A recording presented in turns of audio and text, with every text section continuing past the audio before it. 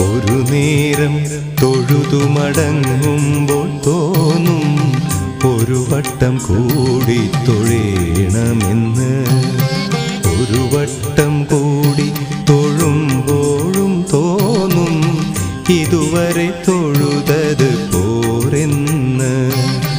അകതാരിൽ നിറയുമീ അനുപമ നിർവൃതി ഗുരുവായൂരമ്പലത്തിങ്കൽ മാത്രം.